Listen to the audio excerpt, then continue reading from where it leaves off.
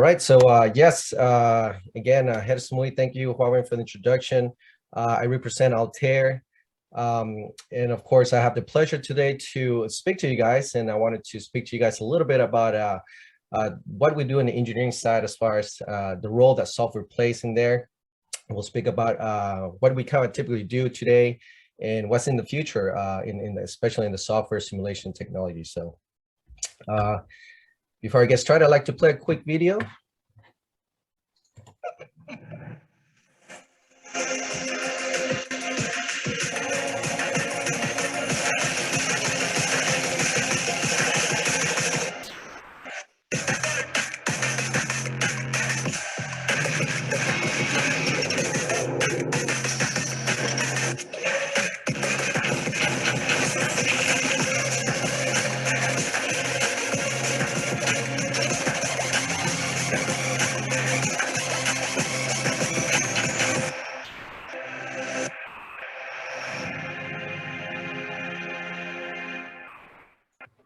Right. Aaron got really pumped out, inspired with that. So now I'll introduce a little bit about myself, but I'd like to share a little more, of course. So again, Hedison Moy, I was born and raised in Venezuela. I actually, of course, being from South America, I do speak multiple languages. I'm Chinese descent, of course. And as Huawei alluded to, I got most of my degrees from Florida Institute of Technology down in Melbourne, Florida. And actually, sorry, I got some pictures here to kind of go with this. I have multiple degrees in there, of course, but my main background, of course, is in aerospace and mechanical engineering. I actually did my thesis mostly on composite engineering, which kind of led very easily to the first job that I got. I started as an intern at this company because the brand's called Sea Ray, of course, part of the Brunswick Corporation, and spent many years there, of course, designing yachts, and eventually I was lucky enough to be managing the structural engineering team as well as the test lab for them. After that, of course, I joined Altair, and as you see from the video, we have a very exciting technology, and we're all about simulation and technology. So in today's presentation, I'll just kind of give you a few examples on what that kind of entails in today's world, and where we see the technology evolving for the future. Of course, a little sign up, I'm also part of the board of directors for CIE. Been a pleasure to kind of be involved with CIE for at least 2-3 years now. And I'm just happy, of course, that I had the opportunity, of course, to present to you guys here today. A little bit some of my passions, of course. I'm a family man, of course, enjoying spending time with my kids. Aside from that, in engineering, I also teach martial arts, Kung Fu and Tai Chi. Actually, I teach here in the Farmers Branch Rec Center, if you're interested. But I also have many passions. One of them is classical guitar, but of course, on top of that, just a lot more. And of course, I do encourage young people, of course, explore, right? Look at new things, look at different things, whatever passion you have, definitely go and achieve and explore. So I wanted to kind of kick things up with just how we did things in the past, right? So I thought it would be a good example to kind of bring to light what the Wright brothers did when they invented the airplane, right? And if you look back in history, between 1899 and 902, the Wright brothers did a lot of research as far as how to make things fly, how do things fly. So they took a lot of examples from hang gliders, and in doing the research, they find out that hey, one of the most crucial aspects in hang gliding is how do you control the gliding, right? So that your flight is not catastrophic. Between the 1900s and 902, they actually developed flight control systems. So what they actually did is they did a lot of kite testing. So they built a lot of different kites, and they played with different mechanisms to basically enable them to control the kite. Of course, that's where you see things as wing, elevators, rotors. Those are all the things that came from this study, right, to control these kites. In 1901 and 1902, they tested all of their theories, right? After they researched so many things, they wanted to change different things and see how that would be affected. And of course, they started using things like a wind tunnel, basically, where they put small models in there with different shapes, and they really try to study basically the shape of the wing, right, to determine how much lift you can get, how much drag you can get. and that's how they basically tested some of the theories to prove it out before getting to a large scale. Between 1903 and 1920, they developed a lot of the propulsion side of the things, more on the engine side of things. But it wasn't until December 17th, 1903 that you see that they actually were able to complete their first flight. It's the first controllable and self-propelled aircraft. And of course, after 1903, they still, worked on improving, of course, their propulsion system. So the key thing to take away from this process, as you can see, is that there was a lot of trial and error where the Wright brothers actually had to test a lot of things, build mock-ups, build prototypes, right, and test them. Excuse me. So how does that relate to today and how we do engineering today? So I decided to kind of show what we call a V diagram here in the industry, where you basically anything in any engineering company that produces any type of products, they go through this design process. And of course, here in the top left, you start with researching what the requirements, right, what the needs are for the product. And as they go down through the process, they'll come up with different concepts.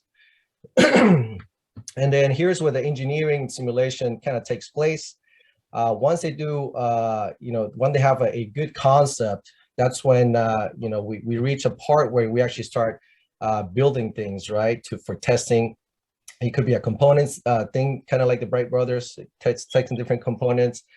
Could be a full system testing as well. And of course, once the test satisfies all the requirements, then the product can go into production. Now, at any point along this V diagram, if there's any things that don't meet the requirement, there's an iterative loop in here where if anything fails, let's say during testing, a component testing, they have to go back to the drawing board, right, and fix those things, right? So you can see there's a lot of iterative process in the engineering, like you saw with the Wright brothers. But nowadays, of course, and this is the important part is, that nowadays we have a lot of software, right?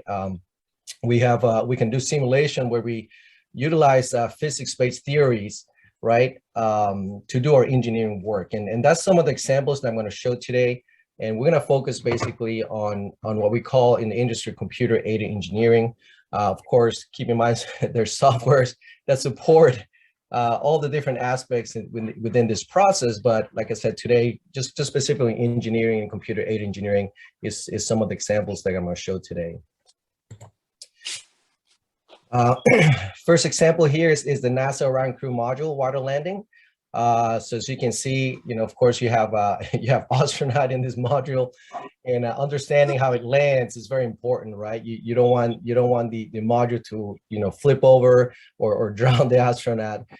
So this was a very important simulation to understand the behavior of this module as it's landing in the water, right? Next picture here that I'm showing here, of course, is a very common case. Of course, hopefully it doesn't happen while we're riding in an airplane, but sometimes there are instances where birds actually get in the way and somehow strike the airplane, and actually can cause quite a bit of damage, as you see here in the picture on the left. So in the industry, in the aerospace industry, of course, we do simulation that are called bird strike simulation to ensure that if a foreign object hits the wing of the plane, that there's not a catastrophic failure that could affect, of course, the performance of the plane. Here's another example of a helicopter landing on water.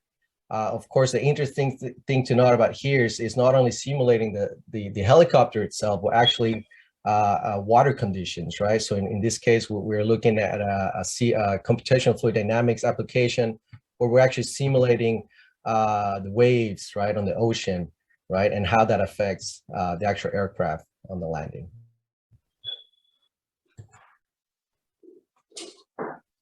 And most people are probably familiar with the automotive industry doing crash simulations. Here in this case, this was one of our customers that it's actually not only studying the crash impact of the wheel, of the rims, but also we can get into things where you can simulate actually the manufacturing process as well of the actual rim.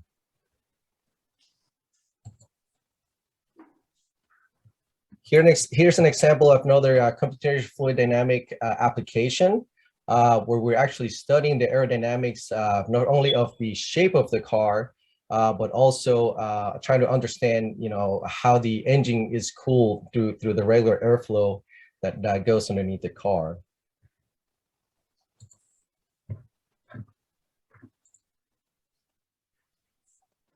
So in essence, just kind of to summarize, right? I've just saw some of these examples, why do we want to do this? And of course, in the engineering world, because of the access to software, because of our understanding, of course, of physics, right?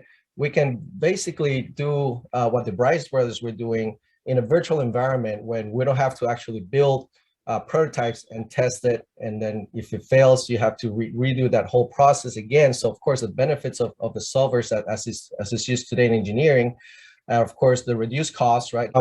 So anyway, so going back to the benefits, of course, there's a reduced cost in product development. Also reducing time, right? The time it takes us to do different concept of test different concepts can be greatly reduced through the use of simulation. And also the software nowadays allows us to do a lot of design exploration, right? Trying different things that might be outside of the box. Also how to do optimization.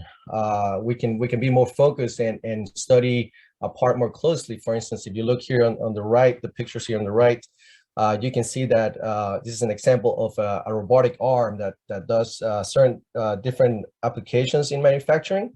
And as you can see, we can actually study how the robot moves and extract basically the loading conditions from this robot and use those loadings to basically optimize some of the internal member structures. And in this case, of course, so you can see this part was optimized at the end for a 3D printing application.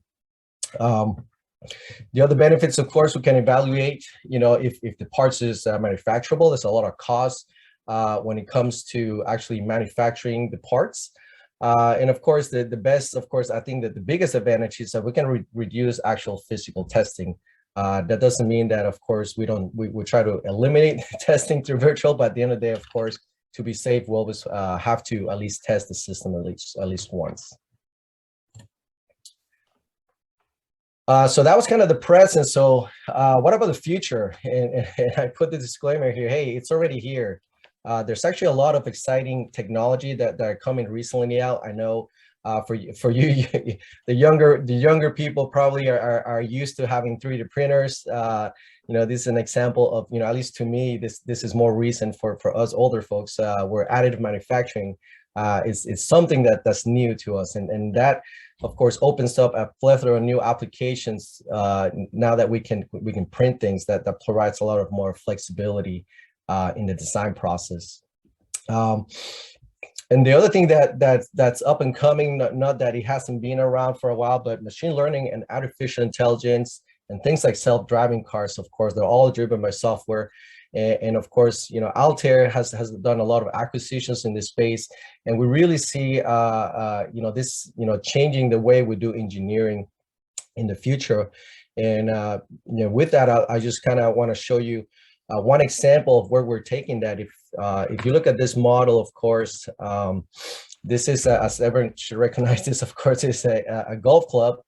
And in this case, instead of doing the conventional engineering studies where we actually go through the physics of this, we actually built a machine learning model. And what goes into the machine learning model is basically historical data of past products. And what the customer had done here is actually he studied the different shapes that the different clubs had in history. And of course, they tested to see what the performance of the club is. And of course, in this case, instead of going through the standard physics-based simulation, they actually created a model to try to predict how each changing parameter shape will affect the performance of this club. So again, the key thing here is actually designing basically with machine learning from historical data versus actually doing the physics study as we conventionally do it today. So, so with that, I'll leave you guys with with the last slide here, just something fun, of course. This is a simulation of a pileup. Hopefully, of course, that never happens, but it's always interesting to see what kind of things we can do with simulation, right? So. Yeah.